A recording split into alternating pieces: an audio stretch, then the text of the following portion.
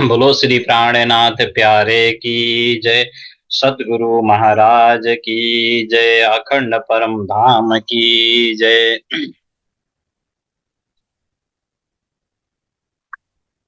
प्रथम लागू दो चरण को, धनिये न छुड़ायो खिन। लाख तली लालयणिया, मेरे जीव के यही जीवन। इन पाँव तले पड़ी रहूं, धनी नजर खोलो बातुन। पलन वालों निरखूं नेत्रे, मेरे जीव के यही जीवन। निरखूं नेत्रे, मेरे जीव के यही जीवन।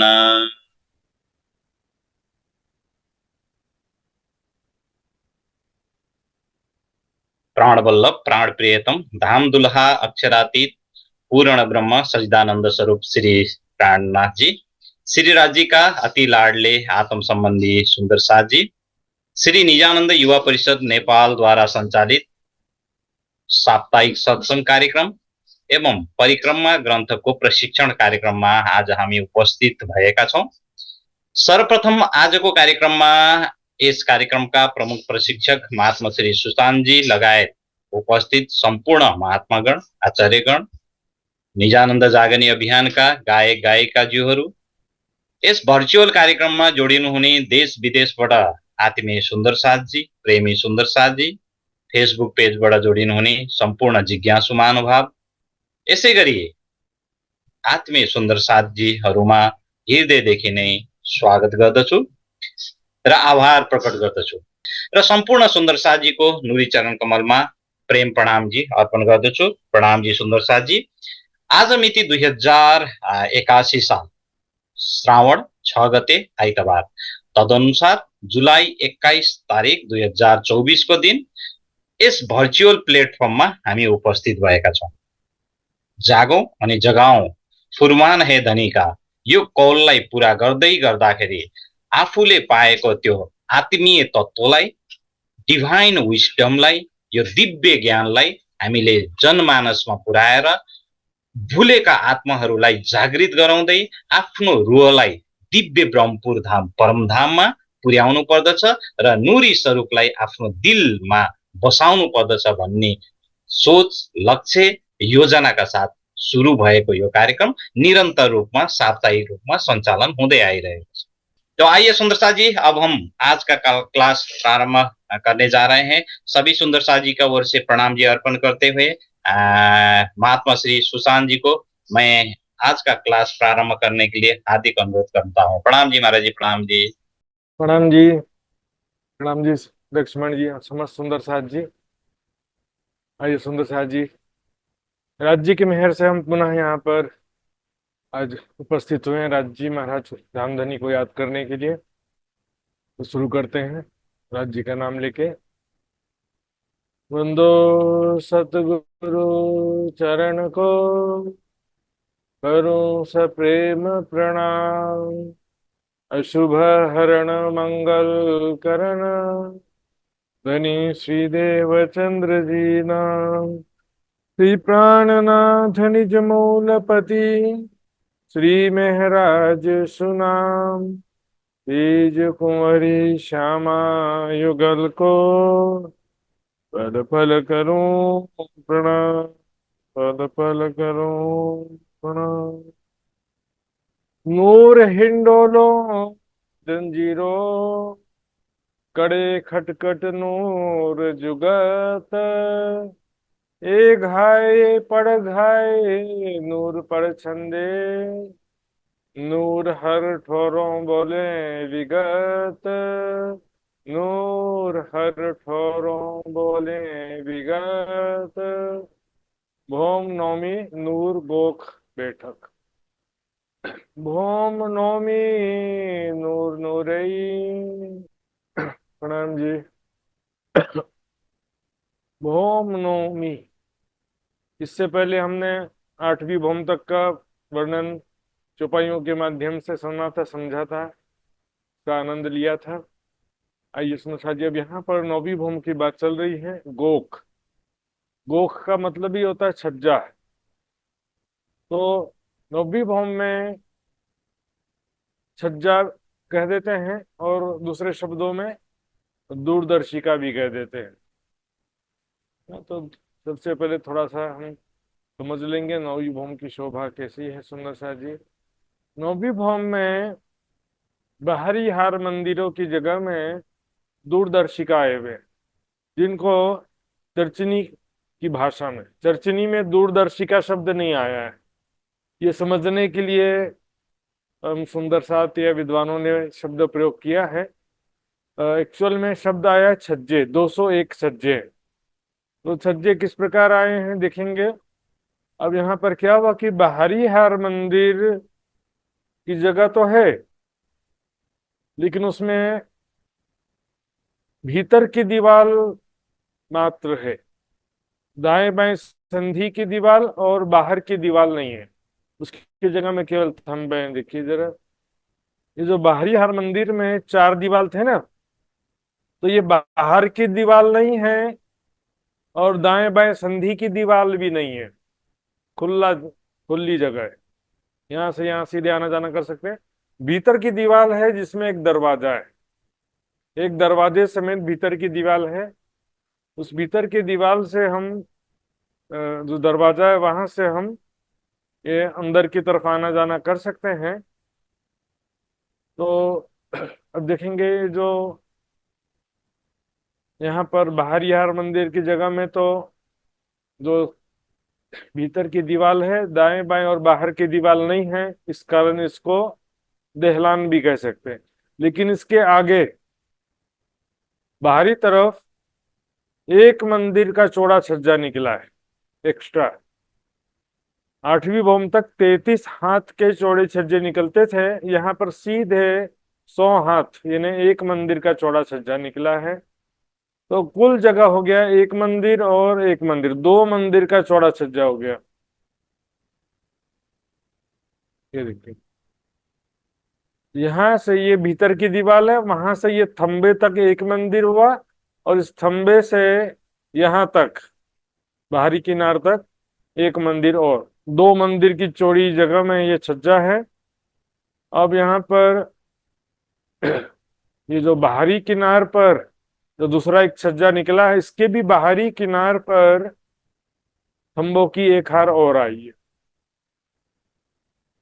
और उन थंबों के बीच में कठेड़ा भी लगा हुआ है, ग्रिल कठेड़ा लगा हुआ है। ये जो देख रहे हैं ये 201 बड़े गुर्ज हैं, उसमें से ये जो गुर्ज है, ये गुर्ज जो है इस छज्जे के अंदर आ गया।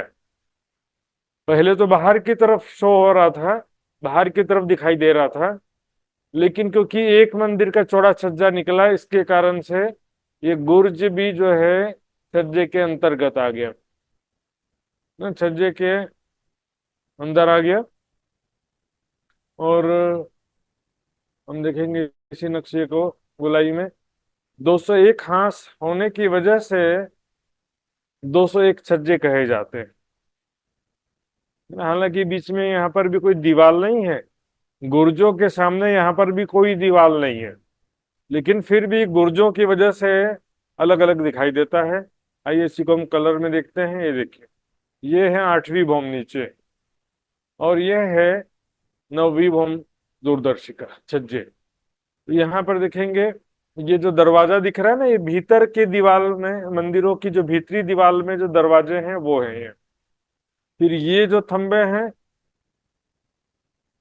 ये मंदिरों की बाहरी दीवार के जगह में थंबे आए हैं।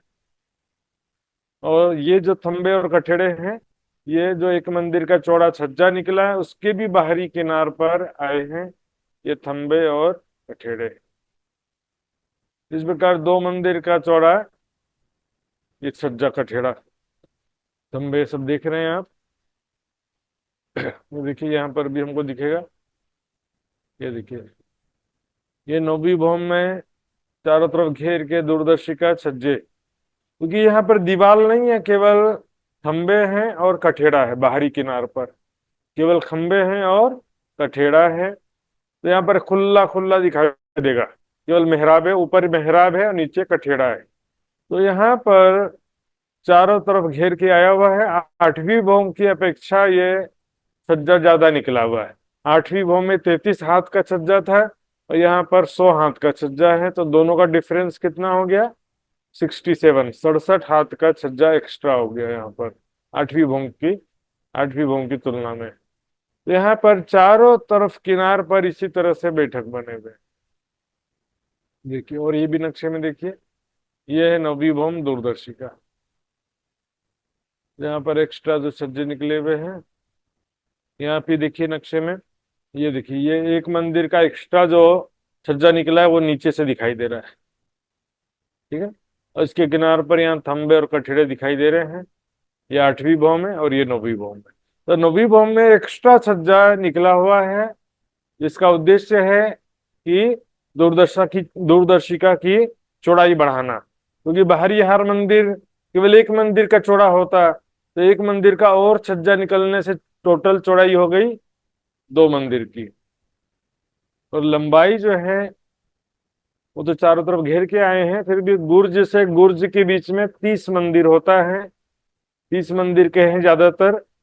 केवल पूर्व दिशा में 10 मंदिर का दूरदर्शिका, और उसके दाएं बाएं वाले दूरदर्शिका 25-25 मंदिर के हैं। ये देखिए, नीचे से ये नवीं भौम का दृश्य, ये आठवीं भौम से एक मंदिर का चौड़ा एक्स्ट्रा सज्जा निकला है, जिसके कारण से देखिए ये गुर्ज आठवीं भौम में बाहर था, नौवीं भौम में अंदर हो गया। इस सज्जे के इंटरनल आ गया। आठवीं भौम में दीवार से बाहर है, नौवीं भौम में दूरदर्शिका के अंदर अंदर हो गया ये। भाई उसने साहब जी चौपाई देखते हैं। नौवीं भौम दिव्य से दिव्यता से परिपूर्ण है, चारों तरफ दिव्य प्रकाश, सुंदरता ही सुंदरता है। गिरद्वाय नूर तखत, चारों तरफ घेर के जो 201 सज्जे हैं या 201 दूरदर्शिका है, उसमें दिव्य सिंहासन आया हुआ। तख्त का मतलब सिंहासन होता है, हिंदी में सिंहासन बोलते हैं और उर्दू अरबी फारसी में तख्त कहते हैं। ये नूर विचारे ना उड़े, इस दिव्य शोभा का चिंतन करने से ये जीवरा, दिव्य नूर जीवरा बड़ा सखत, ये जीव शरीर से क्यों नहीं निकल जाता है, मतलब विरह में शरीर क्यों नहीं छूट जाता है। अब ध्यान देंगे सुंदर साथ जी, यहाँ पर नूर जीवरा शब्द आया है। बोले जीव जो है ब्रह्म सृष्टि का भाव लिया, या इस जीव के ऊपर ब्रह्म सृष्टि की सुरता आई, वो कारण है, ठीक है। लेकिन जो कहा जाता है कि मार्फत स्वरूप दिव्य प्रकाश जिससे सारा परम धाम बना है, तो फिर क्या ये जीव भी मार्फत रूप दिव्य प्रकाश से बना? जरा विचार करिए। एक चौपाई से कोई सॉल्यूशन नहीं निकलता, आगे पीछे की और भी 2500 चौपाइयां देखनी पड़ती है सुंदर साहब जी। नूर तत्व भी जो कहते हैं कि परम धाम में नूर तत्व का भी बात नहीं है यहाँ, क्योंकि और भी कई बातें यहाँ पर देखेंगे सुंदर साहब जी।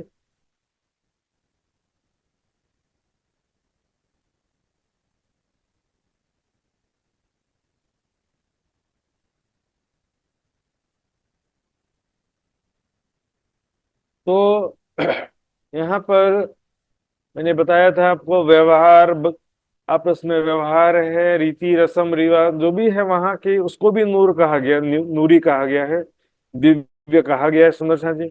यहाँ पर कोई कहता है कि श्री राज जी का दिल ही नूर है, तो दिल तो जो है फिर पूरा परम धाम कल्पना हो जाएगा फिर, क्योंकि दिल कोई प्रत्यक्ष वस्तु तो नहीं होती, दिल तो अंतस्करण को कहा जाता है सुंदर साहब जी।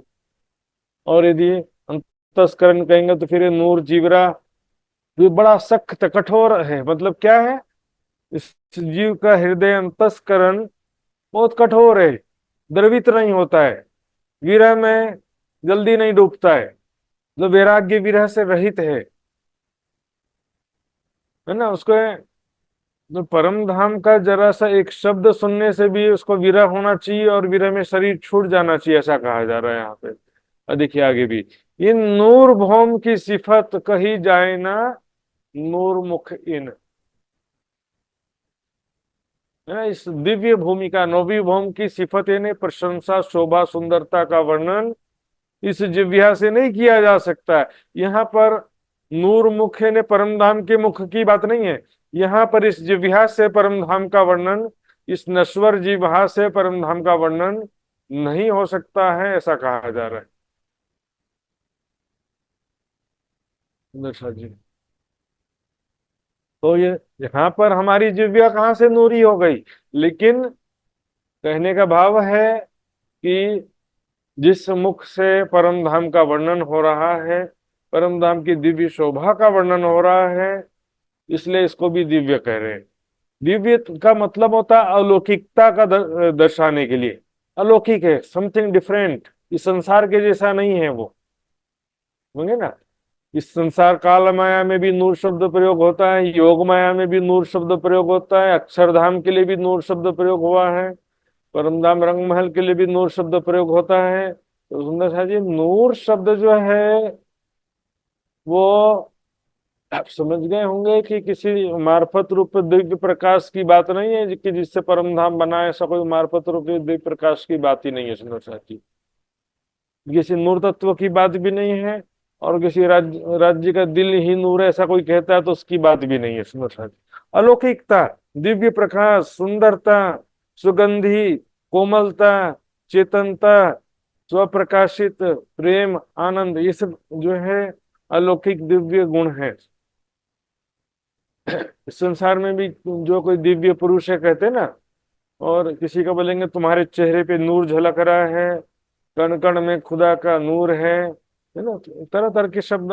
बेहद मंडल में तो स्पष्ट रूप से रास लीला के लिए भी नूर शब्द प्रयोग हुआ है, और पहली बहिष्ठ के लिए भी नूर शब्द प्रयोग हुआ है, अक्षरधाम के लिए, अक्षर ब्रह्म के लिए भी नूर शब्द प्रयोग होता है। तो यहाँ पर जो दिव्य सौंदर्य को दर्शाने के लिए, अलौकिकता को दर्शाने के लिए नूर शब्द प्रयोग किया जाता है। ये नूर मंदिर नूर झरोखे, नौवीं भौम में जो बाहरी हार मंदिर हैं और भीतर में भी और मंदिर हैं, भीतरी हार मंदिर और हवेलियों में भी मंदिर हैं। और यहाँ पर जो नूर झरोखे, दिव्य झरोखा, यानी चारों तरफ जो दूरदर्शिका आया है, कई नूर सिफतें सिंहासन। झा जी, यहाँ पर चारों तरफ फिरते, सॉरी, नूर फिरते सिंहासन, चारों तरफ घेर करके दिव्य सिंहासन आए हुए हैं सुंदर सा। ये सिंहासन जो हर एक 201 छज्जे हैं, 201 गुर्जों की वजह से 201 छज्जे हो गए हैं। तो प्रत्येक छज्जे में एक एक सिंहासन है, और 12-12 हजार कुर्सियां रखी हुई हैं। तो हर एक छज्जे में चारों तरफ घेर के देखेंगे तो सिंहासन, जगमगाता हुआ दिव्य सिंहासन दिखाई देता है।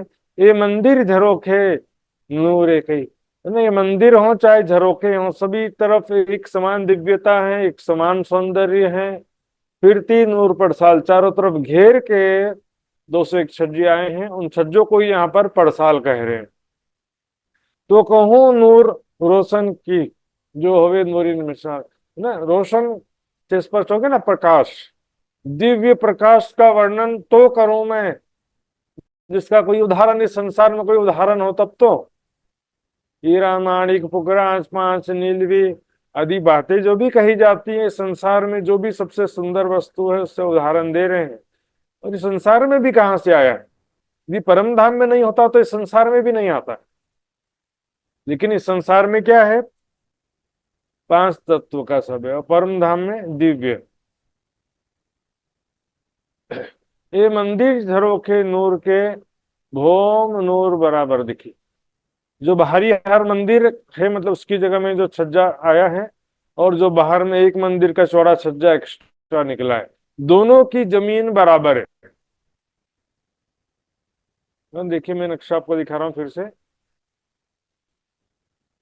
ये देखिए, ये जो एक मंदिर का चौड़ा छज्जा है और बाहरी हर मंदिर की जगह, इनकी जमीन तो एक समान है, लेकिन भीतर की जो गली है वहां पर जमीन कमर भर नीचे है।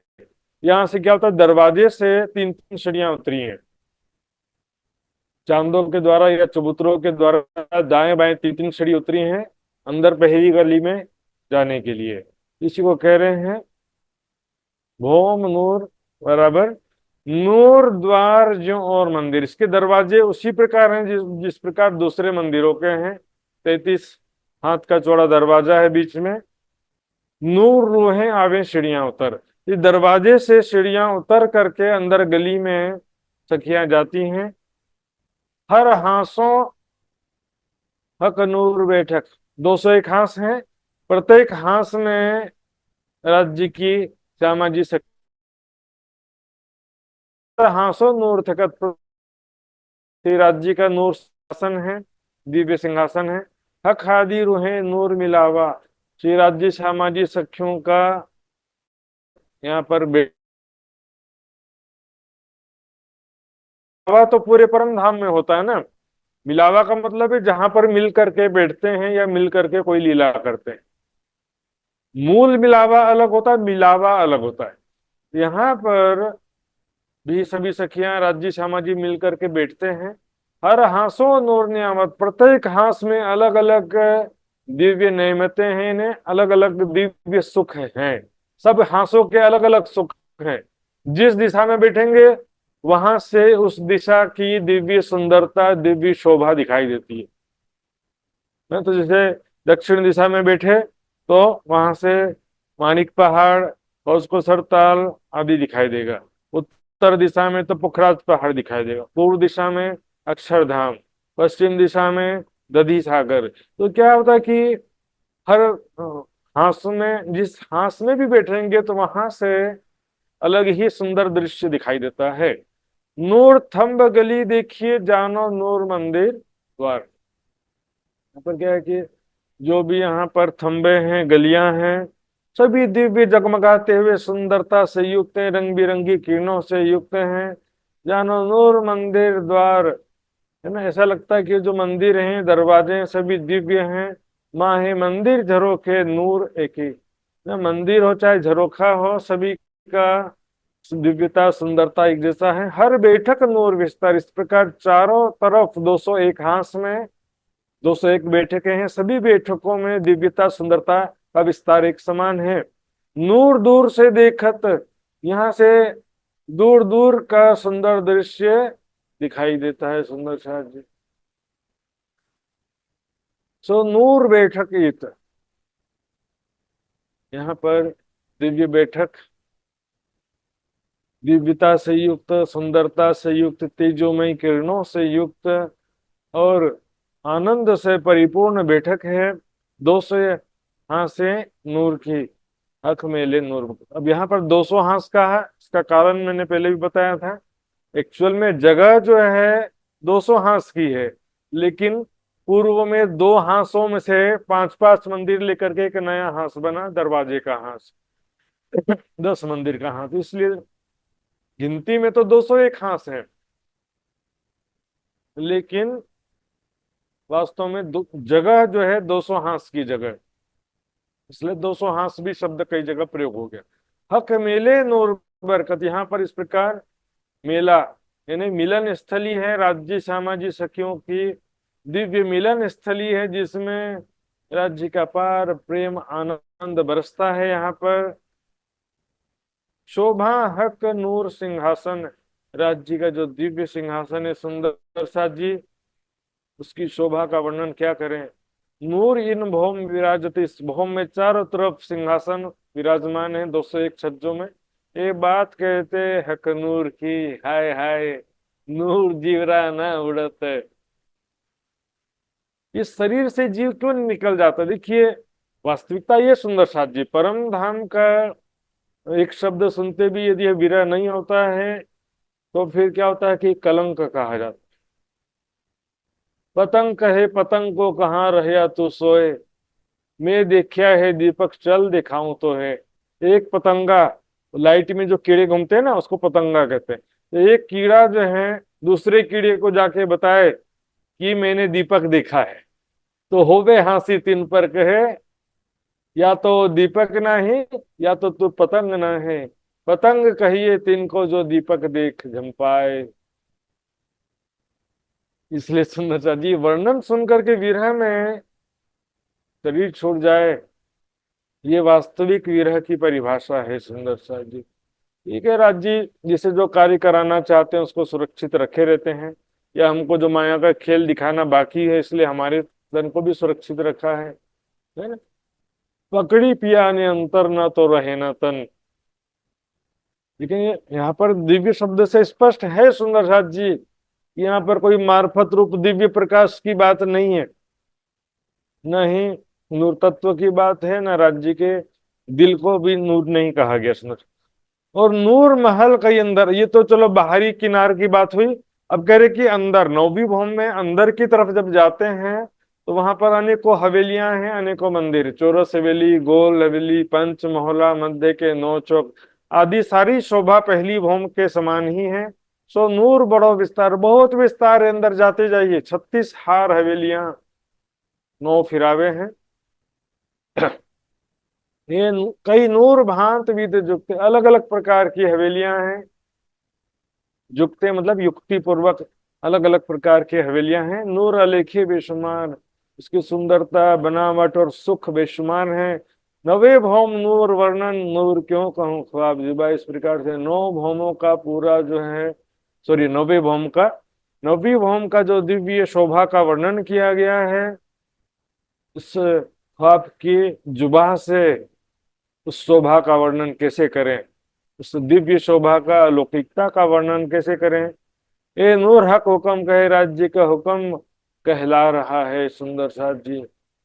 कह रहा मतलब कहला रहा, पांचों शक्तियों से वाणी अवतरित हुई है। किसी जगह कहेंगे सराफिल सुल्फो करा, किसी कहेंगे जोश की शक्ति से अवतरित हुआ, किसी जगह कहेंगे तारतम ज्ञान में है, तारतम ज्ञान से अवतरित हुआ। तो सुंदर साथ जी ये पांचों शक्तियां मिलकर के अवतरित हुई है वाणी। न तो नूर आवे न शब्द में, माया के शब्दों में उसका वर्णन नहीं हो सकता है। सुंदरता का, शोभा का, दिव्य प्रकाश का, आनंद का, प्रेम का वर्णन कैसे हो सकता है। अर्श नूर जरा जुबा कहे, है ना, परम धाम की दिव्य शोभा का जरा सभी जुबा वर्णन नहीं कर सकता। इसका मतलब ये नहीं कि सब वेस्टेज है, ये परिक्रमा की वाणी वेस्टेज, ऐसा नहीं है इसका मतलब। लेकिन सुंदर साथ जी यथार्थ वर्णन नहीं हो पाता है, लेकिन इसी से ही परम धाम को वर्णन से समझा जा सकता है, और इस वर्णन के आधार पर ही चितवनी ध्यान किया जा सकता है। चुप के से तो कछु कहना भाला, रूहें सुन पावे सुख। सुंदर साथ जी बेशुमार लिया शुमार में, वास्ते आमने दिल रूहन, के वर्णन से ही परम धाम कोई दिल में बसा सकता है, राज्य श्यामा जी का स्वरूप दिल में बसा सकता है। ये न नूर को ना, ये नूर वर्णन क्यों हो, सो नूर वर्णन क्यों हो भी, ये नूर को न कहूँ सुमार, जिसकी दिव्यता का, शोभा सुंदरता का कोई वर्णन नहीं है। अर्थ मता नूर पर, परम धाम का जो ये मत्ता है ना, संपत्ति धन खजाना है, ये दिव्य है, अलौकिक है, और बेशुमार शोभा है इसका, बेशुमार यहाँ के सुख हैं। आइए अब 10वीं भौम शुरू करते हैं। 10वीं भौम नूर चांदनी। चांदनी का मतलब क्या होता है, जहां से खुला आकाश हो, जैसे चांदनी चौक, वहां से खुला आकाश है ना, उसको भी चांदनी कह देते हैं। 10वीं चांदनी टेरेस, छत, छत है, खुला आकाश होने की वजह से इसको भी चांदनी कहते हैं। गुजराती भाषा में अगाशी कहते हैं, जिसके हिंदी में आकाशी भी वाणी में अपभ्रंश आ गया, अगाशी। हिंदी में छत भी कह देते हैं, अंग्रेजी में टेरेस कह देते हैं। नूर रोहे चढ़ चांदनी, है ना, परम धाम की दिव्य सखियां 10वीं चांदनी में चढ़ती हैं रंग महल के। और नूर नवो भौमों पर, ये 9 भौमों के ऊपर 10वीं चांदनी की दिव्य शोभा आई है। खूबी नूर भौम 10वीं, ए नूर शोभा ना काहू सरभर। 10वीं भौम में जो विशेषता है, यहाँ की जो बनावट शोभा है, यहाँ के जो सुख के संसाधन है, लीला, यहाँ पर जिस प्रकार की प्रेम और आनंद में लीलाएं होती हैं, उसके बराबर नीचे के 9 भौम में से कुछ भी तुलना नहीं है। 10वीं चांदनी में ऐसी शोभा है, सबसे डिफरेंट है, वैसी बनावट कुछ भी 9 भौम में नहीं थी, सबसे डिफरेंट शोभा है। आइए 10वीं चांदनी का थोड़ा सा समझ लेते हैं।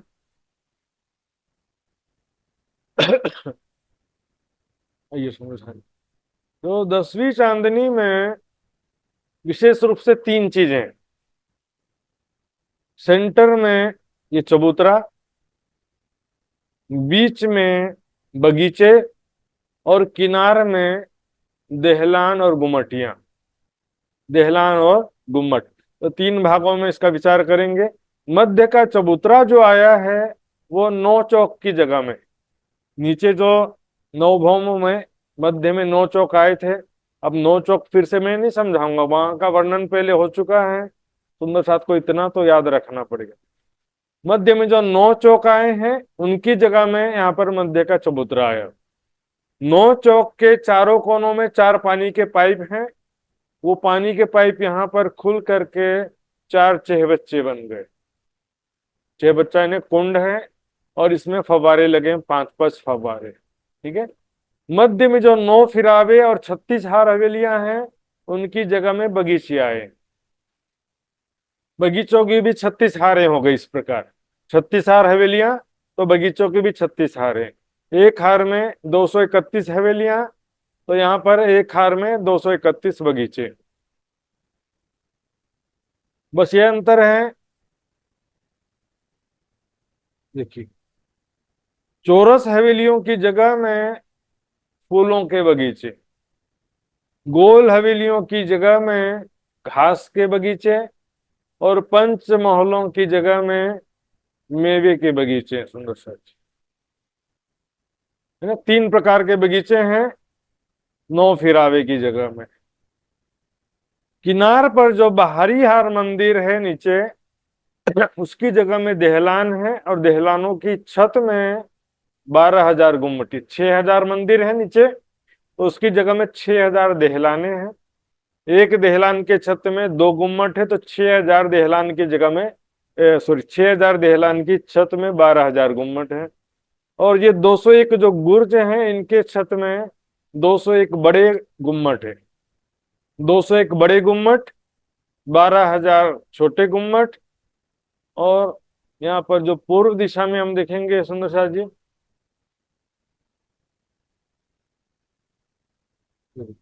चार गुम्मट एक्स्ट्रा है। यहाँ पर जो 10 मंदिर की हास है, यहाँ पर चार छोटे गुम्मट और भी आए हैं। तो टोटल हो जाते हैं 12,000 चार छोटे गुम्मट, और 201 201 बड़े गुम्मट। 201 हास है ना, तो 201 गुर्ज हैं, तो 201 गुर्जों के छत पे 201 बड़े गुम्मट हो जाते हैं। तो उसमें शायद याद रखेंगे, मैं लास्ट में पूछूंगा। आइए अब चौपाई देखते हैं। मैंने तीन चीजें बताया आपको। मध्य में चबूतरा, दूसरा बगीचे चारों तरफ, और किनार पर देहलान और गुम्मटे। ठीक है ना। ये नूर शोभाना कहाँ सर भर, यहाँ तो देखिए शाम को 3 बजे आते हैं दोपहर को, तो 6 बजे भी वापस नहीं जाते। 9 बजे भी वापस रंग महल पांचवी भूम नहीं जाते। रात को 12 बजे वापस लौटते हैं। 9 घंटे पूरे यहाँ पर लीला करते हैं। सोचिए कितना आनंद का जगह यहाँ पर। ऊपर जल नूर चह बच्चे, है ना। मैंने बताया था चबूतरे के चारों कोनों में चार चह बच्चे, नूर कारंजे उछलत।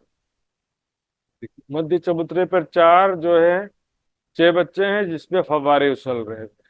इसी को क्या कर रहे हैं, चार छह बच्चे। छह बच्चा का मतलब कुंड होता है, उसमें फव्वारे हो सकते हैं, नहीं भी हो सकते हैं।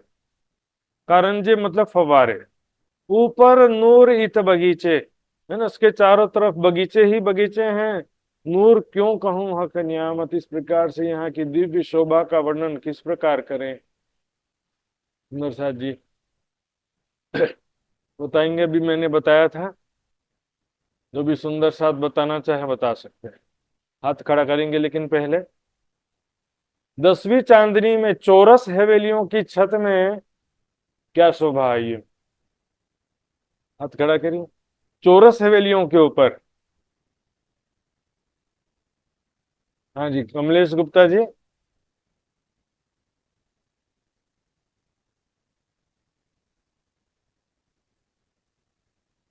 एक मिनट। हाँ, हाँ जी, बताइए कमलेश गुप्ता जी। आवाज आ रही है क्या? फूलों के बगीचे आए हैं, फूलों के बगीचे। हाँ, फूलों के बगीचे हैं, बिल्कुल सही जवाब है सुंदर शाह जी। आइए वृंदा जी बताइए। वृंदा भट्टराय जी बताइए कि हजूर प्रणाम जी, पंच प्रणाम। महलों की जगह, हाँ जी, प्रणाम जी, प्रणाम जी, पंच महलों की जगह में क्या शोभा है?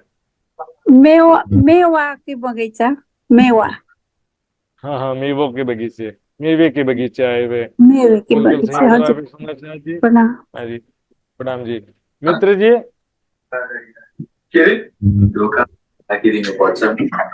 दसवीं चांदनी में कुल कितने छोटे गुम्मट आए? महाराज जी, छोटे गुम्मट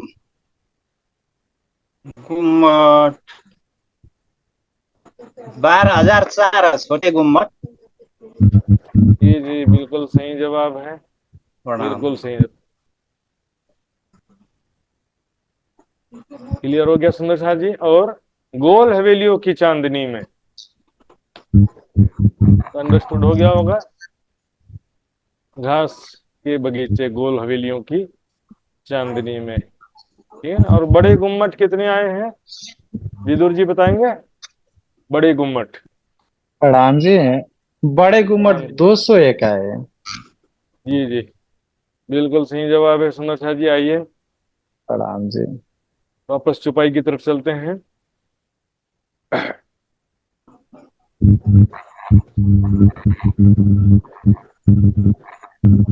ऊपर नूरित बगीचे, नूर क्यों कहूं हक नियामत। यहाँ पर चारों तरफ जो बगीचे हैं सुंदर साहब जी, इतना बेशुमार विस्तार है, मैंने बताया। जितना विस्तार नीचे हवेलियों का है उतना विस्तार बगीचों का है। 36 हार हवेलियां, 36 हार बगीचे। एक हार में 231 हवेली है नीचे। यहाँ पर एक बगीचों की एक पंक्ति में, एक हार में 231 बगीचे हैं। फिर 4 हारें फूलों के बगीचों के, 4 हारें घास के बगीचों के, फिर 4 हारें फूलों के बगीचे के, फिर 4 हारें घास के बगीचों के, साथ 4 बार होता है। उसके बाद नौवा फिरावा पंचमहलों का जो है, उसके जगह में 4 हारे मेवे के बगीचों के, है ना। हक नियामत, ये राज्य की नियामत तो है, हमारी नियामत है, अपनी नियामत है। हमारे अपने सुख हैं, निज आनंद, इसलिए कहते हैं हमारा अपना आनंद है। इत कई नूर सिंहासन, बीच नूर तखत बैठक, मध्य चबूतरे पर और जगह जगह सिंहासन रखे हुए हैं। मध्य चबूतरे पर विशेष रूप से राजी छामन जी सखियां विराजमान होकर के प्रेम भरी बातें करते हैं और रामते भी करते हैं। जैसे यहाँ पर गरबा वगैरह खेलते हैं ना, उस तरह से भी खेलते हैं। अनेक प्रकार की रामते लीलाएं करते हैं। चारों तरफ बगीचों में भी खेलते हैं, चाहे बच्चों में भी खेलते हैं। किनार पर जाते हैं तो देहलान की चांदनी छत पर जाते हैं। अब देहलान की बनावट कैसी है सुंदर साहब जी, वो बताऊंगा, मैं कंफ्यूज हो जाए, क्योंकि जो चरचनी से जुड़े हैं सुंदर साहब जी वो समझ सकते हैं, बाकी सुंदर साहब को समझ में नहीं आए। देहलान केवल थंबों की हार नहीं है। एक देहलान में 3 मेहराब है, तो बीच की मेहराब में दीवाल है और दाएं बाएं की मेहराब खुली है। तो अब इसको जो है दर्शनी वाले जो समझ सकते हैं समझ गए, बाकी इतना अब उसको नक्शा जो है यहाँ पर मैं बताना भी चाहूँ तो आपको बहुत ज्यादा नहीं बता सकता सुंदर साहब जी, समय की कमी की वजह से। और देखिए यहाँ पर 3 मेहराब दिख रहा है यहाँ पे, तो बीच की मेहराब में दीवाल है और दाएं बाएं की मेहराब खुली है, उसमें दीवाल नहीं है। अब देखिए यहाँ पर बीच की मेहराब में दीवाल और दाएं बाएं की मेहराब खुली है। इस तरह की देहलान है और उसके छत पे फिर गुम्मट आए हुए।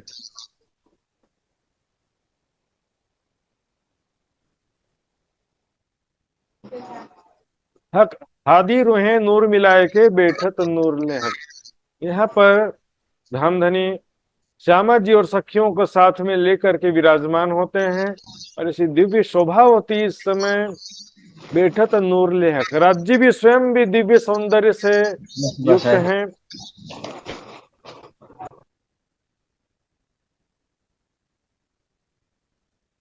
नूर भरिया आकाश में, क्योंकि चांदनी है ना, खुला आकाश है, तो रंग बिरंगी किरणें निकल करके पूरे आकाश में छाई हुई हैं। रंग बिरंगी किरणें ही किरणें दिखाई देती हैं। जैसे कि कभी ऐसे वो जो मेला वगैरह लगता है ना, यहाँ पर संसार में भी तो ऐसा बड़े बड़े हेलोजन लाइट होते हैं, तो आकाश तक के कुछ दूरी तक लाइट जाते हुए तो दिखाई देता है ना। हमें लगभग 50 मीटर आकाश तक लाइट जाते दिखाई देता कई बार, है ना। इसकी रेंज उतनी होती है, लेकिन यहाँ परमधाम में तो पूरा आकाश जो है रंग बिरंगी किरणों से भर जाता है। सामी आया आकाश नूर ले, और आकाश में से भी रंग बिरंगी किरणें नीचे की तरफ आ रही हैं, क्योंकि वहां का आकाश यहाँ का जैसा नहीं, सिंपल सा, वो भी रंग बिरंगा आकाश होता है। नूर भरिया दरिया नूर का, चारों तरफ जैसे कि रंग बिरंगी किरणों का सागर भर गया है ऐसा लगता है। दरिया मतलब सागर, भंडार, किरणें ही किरणें चारों तरफ। माई माहे कई उठे तरंग नूर के, उसमें फिर आपस में टकराती है ना, तो कई रंग बिरंगी किरणें लहराती हुई निकलती हैं। 201 गुर्जें नूर की, नूर गुमटियां 12,000। यहाँ पर कुल 201 गुर्ज हैं जगमगाते हुए, और उसके अतिरिक्त नूर दिव्य गुम्मटियां हैं 12,000 जगमगाते हुए रंग बिरंगे गुम्मट। सोचो रंग महल के चारों तरफ ऐसी दिव्य शोभा कैसी दिखाई देती होगी। ये देखिए चारों तरफ किनार पर गुम्मट ही गुम्मट जगमगा रहे, रंग बिरंगे गुम्मट, उनसे निकलती हुई किरणें। जैसे पन्ना जी में भी गुम्मट जो है वो चारों तरफ गुम्मट की है, शोभा ही अद्भुत होती है। सुंदर साथ जी किसी बड़े बड़े जो महल हैं पुराने जमाने के, किले महल राजमहल, उनमें भी इसी प्रकार गुम्मटों की शोभा होती है। लेकिन परमधाम में तो ऐसा स्वप्रकाशित रंग बिरंगे दिव्य जगमगाते हुए गुम्मट हैं।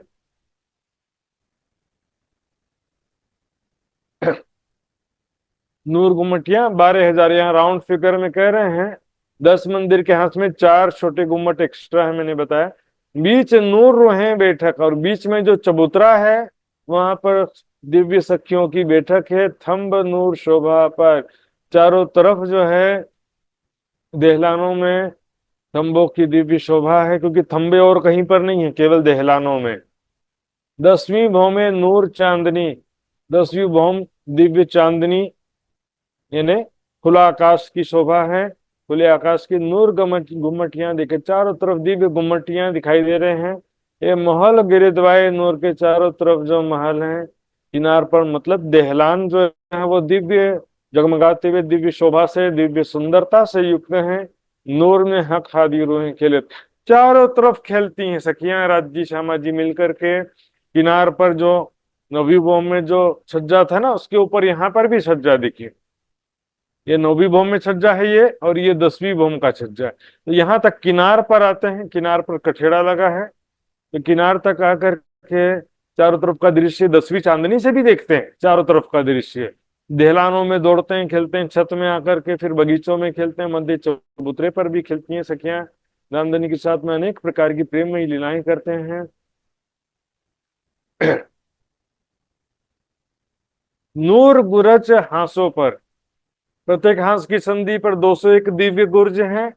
तो बीच कांगरी नूर किनार, 2 गुर्जों के बीच की जो जगह है वहां चांदनी की किनार पर कांगरी आई हुई, जगमगाती हुई कांगरी। मैंने बताया था कांगरी क्या होता है, ऐसे ऊपर नीचे डिजाइन का जो किनार पर दीवार बना होता है। आप लाल किला में भी इस तरह का, और पुराने सभी जगह ऐसा डिजाइन देखने को मिलता है, यहाँ पर होता है। और इधर देहलान की चांदनी के किनार पर भी होता है, जैसे ऊपर नीचे ऐसे ना गोलाकार भी होता है, और त्रिकोण आकृति के भी कांगरी होते हैं, अर्धगोलाकार और त्रिकोण। जिसे कहना बीच कांगरी नूर किनार, बीच बीच बेरखे नूर की, मौजे आवत नूर हल्का। बेरखे मतलब देखिए क्या लिखे, ध्वजा पताका है ना। जो गुम्मट है उसके ऊपर कलश है, कलश में ध्वजा पताका लगे हुए। मौजे आवत नूर झलकार, मौज का मतलब होता है लहर, समुद्र के किनारे जो लहरें आती रहती है ना, उसको मौज भी कहते हैं उर्दू में। तो यहाँ पर रंग बिरंगी किरणों की लहरें आ रही हैं। झलकार, झलकार का मतलब क्या होता है, चमकना, रंग बिरंगी किरणें निकलने को झलकार कर रहा बोलते हैं। मतलब बहुत झलकार कर रहा है, जगमगा रहा है, चमक रहा है। इत शोभित नूर कांगरी और शोभित नूर कलश, यहाँ पर कांगरी की और गुम्मटों के ऊपर जो कलश आए हुए हैं, दिव्य जगमगाते हुए कलश, उनकी शोभा है। एक कलश कांगरी नूर के शोभित नूर पर सरस, इस प्रकार दिव्य गुम्मटों के ऊपर और छत में किनार पर कांगरी की शोभा है। और गुम्मटों के ऊपर कलश की शोभा है। दसों दिशा नूर नूर में नूरे नूर खेलत। इस प्रकार चारों तरफ दसों दिशाओं में दिव्य शोभा है, नूर की ही शोभा है। नूरे ही नूर खेलत, है ना, वहां पर दिव्य स्वरूप वाली सखियां इस दिव्य शोभा के बीच में खेलते हुए दिखाई देती हैं। नूर उठे बैठे नूर में, दिव्य सखियां उठती हैं, बैठती हैं, दौड़ती हैं, चलती हैं, है नूर नूर में ही चलत, नूरई में चलत। ये चारों तरफ जो दिव्य शोभा है उसके बीच में दिव्य सखियां जो हैं, दिव्य स्वरूप वाली सखियां खेल रही हैं, दौड़ रही हैं, चल रही हैं, उठ रही हैं, बैठ रही हैं। नूर भर गया आसमान में, आकाश तक के रंग बिरंगी किरणें जगमगा रही हैं। नूर चांदनी नूर चौक, इस प्रकार ये दिव्य चांदनी यानी छत की टेरेस की शोभा है। यहाँ पर दिव्य चौक बने हुए हैं, चौक है ना, जहाँ पर खेलने की जगह है। नूर बिना कछु ना देखिए, नूर नूरई में नूर शोक। इस प्रकार दिव्य शोभा के बिना, दिव्य रोशनी, दिव्य प्रकाश, दिव्य सुंदरता के सिवा कुछ दिखाई देता है नहीं। शौक का मतलब क्या होता है? शौक, सखियां, जो सखियों की इच्छा होती है ना, यहाँ पर रामधनी के साथ में अनेक प्रकार से लीलाएं करें, आपस में मिलकर के खेलें। यहाँ पर दिव्य सखियों की दिव्य शौक यानी इच्छा, यहाँ पर दिव्य आनंद है, उनको हृदय में उमंग उत्साह होता है कि यहाँ पर हम जाकर के रामधनी के साथ अनेक प्रकार से लीला विहार करें। नूर देखिया भौम दस में, नूर सब ही के सिरे। इस प्रकार 10वीं भौम की दिव्य शोभा हमने देखा, जो कि सभी के सिरे मतलब सबसे ज्यादा सुंदर है, सबसे ज्यादा आनंददायक है और सबसे ज्यादा प्रेममयी लीला होती है। अब इसके बाद की चौपाइयों में क्रमशः नीचे की भौम में उतरते जाएंगे, हर एक भौम की शोभा देखते हुए 10वीं भौम से 9वीं भौम उतरेंगे, फिर 8वीं 7वीं ऐसे नीचे की भौमों में उतरते जाएंगे। नूर ले 9वीं भौम में, नूर नूरई में उतरे। इस प्रकार से 9वीं भौम में उतर गए, 10वीं भौम की दिव्य शोभा से 9वीं भौम की दिव्य शोभा में उतर गए। ये नूर सुख सुख बैठक देख के नूर भौम 8वीं आए। 9वीं भौम में सुख बैठक, 201 छज्जों की बैठक, सिंहासन, कुर्सियां और चारों तरफ का सुंदर दृश्य की शोभा देख करके फिर 8वीं भौम आ जाते हैं। 8वीं भौम में क्या है? सुख हिंडोले, 4 ताली के हिंडोले हैं। ये चारों नूर सुखदाय 4 ताली के हिंडोले, है ना, चारों तरफ से 4 हिंडोले एक साथ आते हैं और एक साथ वापस जाते हैं, इसको 4 ताली के हिंडोले कहते हैं। इस प्रकार से चारों तरफ से हिंडोला झूलने का सुख है। आए नूर भौम सुख 7वीं, इससे अब 7वीं भौम के दिव्य भूमिका में आ गए और वहां पर जो दिव्य सुख हैं क्या है? नूर सुख हिंडोले दोए दो। यहाँ पर 2 ताली के हिंडोले हैं, आमने सामने बैठ करके धामधनी से नेत्रों नेत्र मिला करके झूला झूलते हैं। ये सुख नूर रोहे बिना, परम धाम की दिव्य सखियों के बिना नूर सुख लेवे जो होवे, कोई और कोई दूसरा ले ही नहीं सकता, क्योंकि उनके सिवा वहां पर और कोई दूसरा है नहीं। राज्य श्यामा जी सखियां ही हैं, यही हमारा दिव्य परिवार है। और होवे कोई मतलब वहां पर फिर इनके सिवा दूसरा कोई संसार का कोई भी व्यक्ति वहां पर नहीं है। नूर लिया 6ठी भौम में, अब 6ठी भौम आ गए। 6ठी भौम में क्या देखा? भौम अर्थ विवेक विचार, है ना, 6ठी भौम की पूरी शोभा देखा है। 9 फिरावे, 36 हार हवेलियां, 84 हवेलियां, गोल हवेलियां, पंचमहल, मंत्र के 9 चौक। क्योंकि यहाँ पर 6वीं भौम का जो वर्णन था उसमें ज्यादातर इन्हीं चीजों का वर्णन था, हवेलियों का ही ज्यादा वर्णन था। उसी का ही विवेक और विचार होना चाहिए। सुंदर साथ जी, ज्ञान से समझ करके फिर उसका धारणा करना है, ध्यान करना है। बिना ज्ञान के धारणा ध्यान नहीं हो सकता। सुंदर साथ जी, अब यहाँ पर विचार, कोई बोलेगा कि तो विचार तो मन से होता है और वो तो मन तो झूठा है, विचार भी झूठा, ऐसा नहीं है। चौपाई के वाणी के आधार पर जो चिंतन करेंगे उसको धारणा कहते हैं, अपने मन से जो चिंतन करेंगे वो झूठा होता है।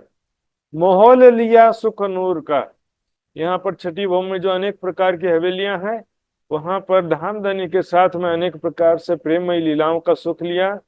नूर नूर में नूर न शुमार, चारों तरफ दिव्य सुंदरता, दिव्य शोभा, इसके अलावा दिव्यता के सिवा कुछ भी नहीं है। नूर भरी भौम पांचवी भौम में आ गए। पांचवी भौम में क्या था? शयन के मंदिर। जित नूर सज्जा सुख धाम धनी के साथ में प्रेम आनंदमय लीलाओं का पूरे रात भर सुख लेवे, सारी रात तीजी भौम आवे उठ प्रात। यहाँ पर पांचवी भौम में शैया का सुख है, शयन लीला का सुख है। रात सुख नूर अति बड़ा बड़ा हक सुख नूर सन्मुख धाम धनी के साथ में एक एक राज्य एक एक सखियों के साथ में रहते हैं, और 12,000 मंदिर हैं, सभी सखियों का एक एक मंदिर है। न मेरे साथ में राज्य है, राज्य के साथ मैं हूं, और तीसरा कोई मेरे रूम में नहीं है। हाँ ठीक है, अपने अपने रूम में है। मेरे रूम में राज्य और मैं मात्र हूँ। यहाँ पर प्रेम के गहराई में डूब जाते हैं, प्रेममयी लीलाओं में सारा रात गुजरता है। प्रेम ही प्रेम में डूबे रहती हैं, प्रेम की मदहोशी में खोई रहती हैं सखियां, उसी को ही नींद कहते हैं। वैसा यहाँ का तमोगुण वाला नींद नहीं आता है। प्रेम की मदहोशी में डूबे रहना ही वहां नींद है। ये तो क्यों कहा सुख लेवे सारी रात? शैया सुख का मतलब नींद का सुख नहीं है, आशिक माशुक का प्रेम का सुख है। सुंदर सा जी। भौम चौथी आ गए नूर में। नट निरत नूर खेलत। यहाँ पर नट यानी जो नृत्य करने वाला होता है उसको नट कहते हैं। यहाँ पर नृत्य की लीला होती। नवरंग भाई उसके जुत्त की सखियां और भी सखियां सब नृत्य के द्वारा धामधनी को रिझाती हैं, अपने हृदय के प्रेम को नृत्य के माध्यम से प्रकट करती हैं और राज्य के गुणानुवाद भी करती हैं। नूर बिना कछु ना पाइए सुख सन्मुख नूर अतंत। राज्य के साथ बैठ करके इस दिव्य नृत्य की लीला का आनंद लेती हैं सखियां। तीसरी भौम जो नूर की जित है नूर पड़साल। तीजी भौम की जो पड़साल कहते हैं ना, वहां पर इतनी सारी लीला होती तीसरी भौम में। पशु पंखी का मुजरा लेवे, श्रृंगार करें दहलान में। हाँ, इत मेवा मिठाई आरोग के उठे पान में पान। फिर जो नवरंग बाई के नृत्य की लीला भी यहीं पर, संगीत की लीला भी यहीं होती है। उसके बाद जो है राज्य को भोजन भी यहीं आरोग गाते हैं। और उसके बाद हक हादिर हुए नूर बैठक आवे दीदारे नूर जलाल। अक्षर ब्रह्म भी यहाँ पर राज्य के दर्शन के लिए आते हैं तीजी भौम की पड़साल। अब दूसरी भौम आ जाते हैं। दूसरी भौम का नूर जो चहबच्चा नूर झीलन। दूसरी भौम की जो दिव्य शोभा क्या है स्पेशल? चहबच्चा, जहां पर झीलने की दिव्य लीला होती है। पसीने के कारण झीलना नहीं होता, आनंद के लिए झीलने की लीला होती है। हक हादी सुख नूर भूल बनी। और दूसरी भौम में ही भूल भुलवनी भी है, जहां पर भूल भुलवनी की लीला होती है। इसका भी सुख जो है हक हादी सुख, राज शर्मा जी का बहुत ही दिव्य सुख है। बेशुमार आनंद प्राप्त होता है यहाँ पर। देत नूर सुख अपने तन, अपनी तन रूहों को, अपने अंग रूहों को धामधनी यहाँ पर चहबच्चा ने खड़ोकली और भूल भुलवनी का सुख प्रदान करते हैं। नूर द्वार सुख पहली भौम में। अब पहली भौम आ गए। पहली भौम में तो बहुत सारी चीजें हैं सुंदर साथ जी, मतलब रसोई की हवेली, 28 स्तंभ का चौक और मूल मिलावा, इन्हें पांचवी गोल हवेली।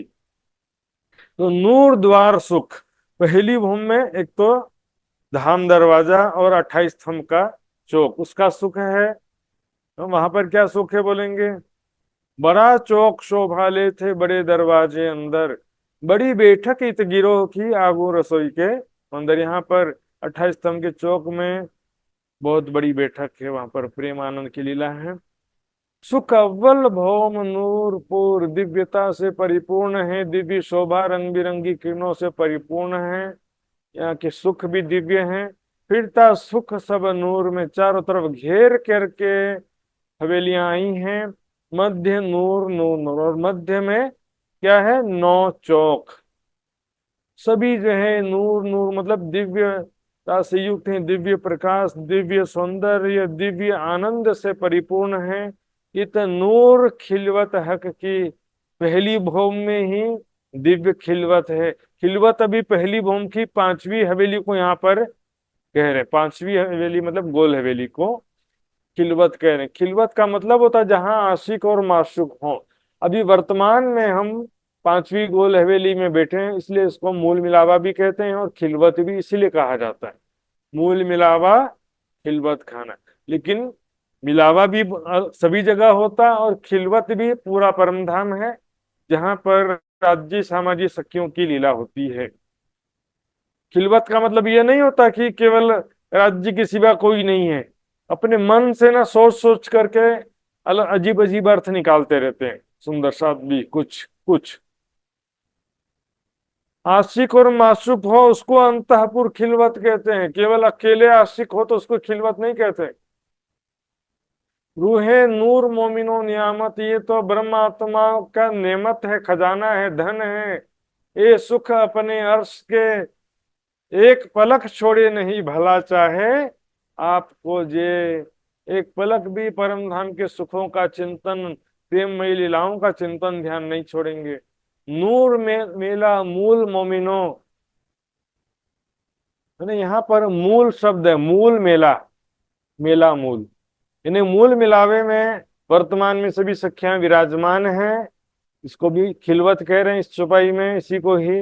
लेकिन इसके अलावा पूरा परम धाम भी खिलवत है, प्रसंग के अनुसार अर्थ हो जाता है। यहाँ पर पहली भौम की बात चल रही है, पांचवी गोल हवेली की। बीच हक का नूर तखत, इसी गोल पांचवी गोल हवेली में मध्य चबूतरे पर यहाँ पर राज्य का दिव्य सिंहासन है। अब तखत का अर्थ पहले क्या कंफ्यूजन हो जाता था कि कोई लकड़ी का तखत होगा उसके ऊपर सिंहासन रखा है।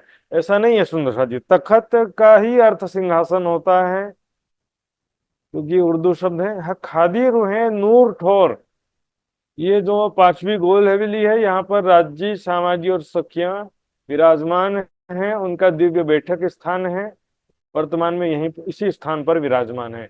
हक जात नूर वाहिदत, हक जात राज्य के ही यहाँ पर अंग रूपा सभी सखियां हैं, श्यामा जी हैं, इसी को ही नूर वाहिदत कहा, दिव्य वाहिदत, स्वलीला अद्वैत। वाहिदत का अर्थ समझना है, सागर ग्रंथ में तीसरा सागर का जो प्रकरण है, चौथा प्रकरण तीसरा सागर का, पूरा प्रकरण पढ़ लो और उसका अर्थ समझ में आ जाएगा। एक भी चौपाई में ऐसा नहीं कहा कि वाहिदत का मतलब स्वलीला अद्वैत का मतलब ऐसा होता है कि राज्य के सिवा कोई नहीं है या राज्य के सिवा कोई नहीं रहता है, ऐसा कोई भी वर्णन नहीं है। जो जल मूल में सींचिए त्यो पहुंचे फल फूल पात। जड़, तना, डाली, फल, फूल, पत्ते सभी हैं, लेकिन उनके बीच का जो इंटरनल कनेक्शन है, आपसी संबंध है, उसको कहते हैं वाहिदत, स्वलीला अद्वैत। और मार्फत का अर्थ तो ना अद्वैत होता है ना स्वलीला अद्वैत होता है।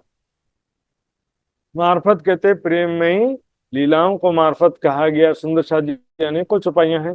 कहे महामत नूर बिलंद में, नूर बिलंद मतलब बिलंद ने सबसे ऊंचा, सबसे ऊपर जो दिव्य परम धाम है, अक्षर अक्षर से भी परे अक्षरातीत परम धाम, महामती जी कहते हैं यहाँ पर अपनी नूर कयामत, कयामत मतलब यहाँ पर हमारी जागृति है, यहाँ हमारे मूल तन है जिनमें हमें जागृत होना है। जब कयामत होगा, महाप्रलय होगा, तो हम कहाँ पर जागृत होंगे?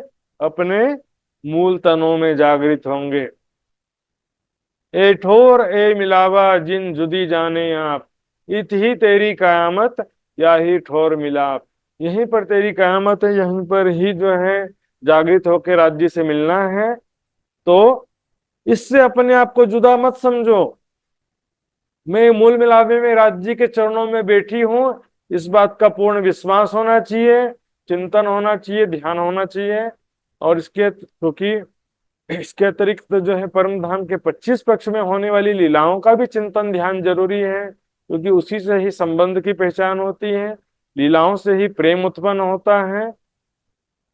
तो लीलाओं का भी चितवन ध्यान मात्र ब्रह्म सृष्टि के लिए ही संभव है। ईश्वरी सृष्टि भी प्रेममयी लीलाओं का चिंतन ध्यान नहीं कर सकती है। तो सुंदर साथ जी यहाँ पर ये प्रकरण पूरा होता, नूर की परिक्रमा तमाम। अब अगला प्रकरण धाम वर्णन का है। लगभग संभावना है कि वितक के पश्चात ही हमारी मुलाकात होगी फिर से परिक्रमा ग्रंथ चर्चा में। आइए सुंदर साथ जी चौपाई दोहराते हैं। बोलो श्री प्राणनाथ प्यारे की जय। हक हादी रूहे नूर ठोर, हक हादी रुए नूर ठोर, हक जात नूर वाहिदत, हक जात नूर वायदत, कहे महामत नूर बिलंद में, कहे महामत नूर बिलंद में, ये अपनी नूर कयामत, ये अपनी नूर क्यामत, ये अपनी नूर कयामत। प्रणाम जी, सुंदर शब्द प्रणाम। प्रणाम जी, प्रणाम जी।